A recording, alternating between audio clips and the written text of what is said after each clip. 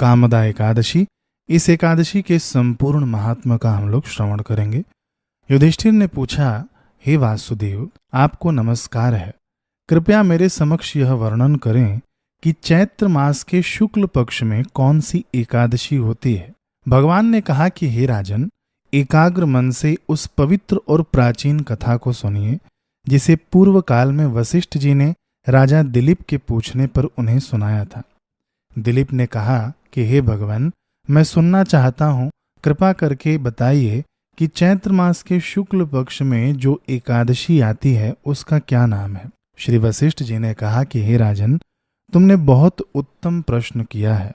मैं तुम्हारे सामने इसका वर्णन करता हूँ। चैत्र मास के शुक्ल पक्ष में कामदा नाम की एकादशी होती है। यह एकादशी अत्यंत पवित्र और पाप रूपी ईंधन को जलाने के लिए दावानल के समान है। हे राजन, पापों का नाश करने वाली और पुण्य प्रदान करने वाली इस कथा को ध्यान से सुनो। प्राचीन काल में नागपुर नामक एक अत्यंत सुंदर नगर था जो सोने और रत्नों से सजा हुआ था।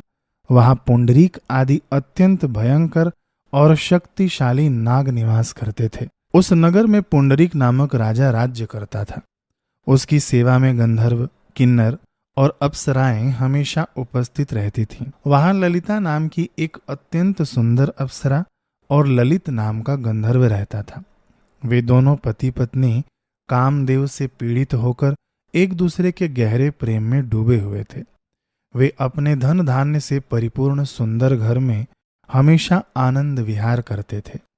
ललिता के हृदय में हर समय केवल उसका पति ही बसा रहता था और उस ललित के हृदय में वह सुंदर स्त्री ललिता हमेशा निवास करती थी। एक बार राजा पुंडरीक अपनी सभा में बैठा हुआ आनंद ले रहा था।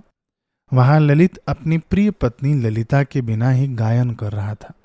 अपनी पत्नी ललिता का स्मरण करने के कारण उसके सुर ताल में गड़बड़ी हो गई और उसकी जीभ लड़खड़ा गई।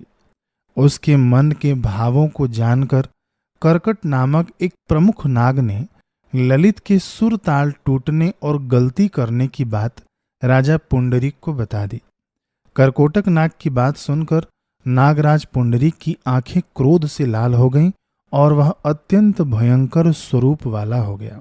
उसने काम पीड़ित होकर गा रहे ललित को वहां श्राप दे दिया, हे दुर्बुद्धे, तू कच्चा मांस खाने वाला और मनुष्यों का भक्षण करने वाला राक्षस हो जा। चूंकि तू मेरे सामने गाते हुए अपनी पत्नी के विचार के वशीभूत था, हे राजेंद्र। राजा के मुख से ये वचन निकलते ही वह तुरंत राक्षस के रूप में बदल गया। उसका मुख भयानक और आंखें डरावनी हो गई। वह देखने मात्र से ही भय उत्पन्न करने वाला हो गया। उसकी भुजाएं 1 योजन लंबी और उसका मुंह गहरी गुफा के समान हो गया। उसकी आंखें सूर्य और चंद्रमा के समान विशाल, गर्दन पर्वत जैसी, नथुने बड़े गड्ढों के समान और होंठ 1 योजन लंबे हो गए। हे राजेंद्र, उसका शरीर 8 योजन यानी लगभग 64 मील ऊंचा हो गया। इस प्रकार का भयंकर राक्षस बनकर वह अपने कर्मों का फल भोगने लगा।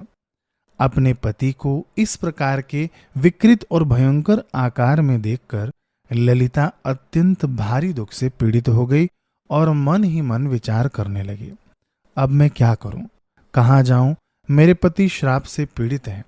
यही सोच सोचकर उसके मन को तनिक भी शांति नहीं मिल रही थी। ललिता अपने पति के साथ घने जंगल में घूमने लगी। वह इच्छा अनुसार रूप धरने वाला राक्षस दुर्गम वनों में भटकता रहता था।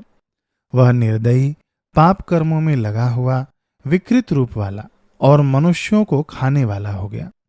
अपने पापों से पीड़ित होने के कारण उसे न दिन में सुख मिलता था और न रात में। पति को उस दर्दनाक स्थिति में देखकर अत्यंत दुखी ललिता उसके साथ रोती हुई घने जंगलों में भटकती रही।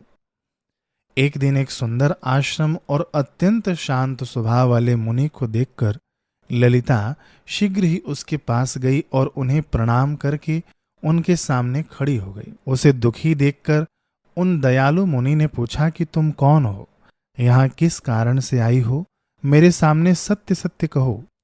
ललिता ने कहा कि वीरधनवा नाम के एक गंधर्व हैं। हे महात्मन, मुझे उन वीरधनवा की पुत्री ललिता जानिए, जो अपने पति के उद्धार के लिए यहाँ आई है। हे महामुने, मेरे पति एक पाप के दोष के कारण राक्षस हो गए हैं। उनका भयंकर रूप और दुराचार देखकर मेरे जीवन में कोई सुख नहीं रह गया है। हे प्रभु, अब आप मुझे आज्ञा दें और वह उपाय बताएं जिस पुण्य के प्रभाव से मेरे पति इस राक्षस योनि से मुक्त हो सकें। मुनि ने कहा, हे सुंदर जंघाओं वाली रंभोरु, इस समय चैत्र मास का शुक्ल पक्ष चल रहा है।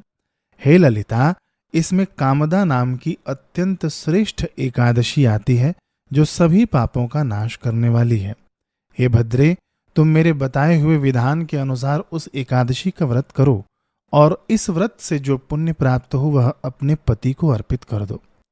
पुण्य अर्पित करते ही क्षण भर में उसका श्राप का दोष दूर हो जाएगा। मुनि के ये वचन सुनकर ललिता बहुत प्रसन्न हुई। हे राजन, एकादशी का व्रत करके फिर द्वादशी के दिन ब्राह्मण के पास और भगवान वासुदेव के सामने बैठकर ललिता ने अपने पति के उद्धार के लिए यह संकल्प वाक्य कहा कि मैंने जो कामदा एकादशी का उपवास और व्रत किया है, उस व्रत के महान पुण्य के प्रभाव से मेरे पति की यह पिशाच योनि नष्ट हो जाए। ललिता के इतना कहते ही उसी क्षण ललित पाप रहित होकर दिव्य शरीर वाला हो गया। उसका राक्षसपन पूरी तरह दूर हो गया और उसे फिर से अपना गंधर्व रूप प्राप्त हो गया। सोने और रत्नों के आभूषणों से सुशोभित होकर वह ललिता के साथ विहार करने लगा। एक श्रेष्ठ विमान पर सवार होकर वे दोनों अपने पहले वाले रूप से भी अधिक सुंदर और तेजस्वी दिखने लगे। कामदा एकादशी के प्रभाव से वे दंपत्ति अत्यधिक सुशोभित हुए। यह जानकर हे नृपश्रेष्ठ, इस कामदा एकादशी का व्रत पूरे प्रयत्न और श्रद्धा के साथ करना चाहिए। संसार के लोगों के कल्याण के लिए ही मैंने यह कथा तुम्हारे सामने कही है। श्री कृष्ण ने कहा कि यह एकादशी ब्रह्म हत्या जैसे महापापों का नाश करने वाली और पिशाच योनि से मुक्ति दिलाने वाली है। इस चराचर जड़ चेतन तीनों लोकों में इससे श्रेष्ठ और कुछ नहीं है।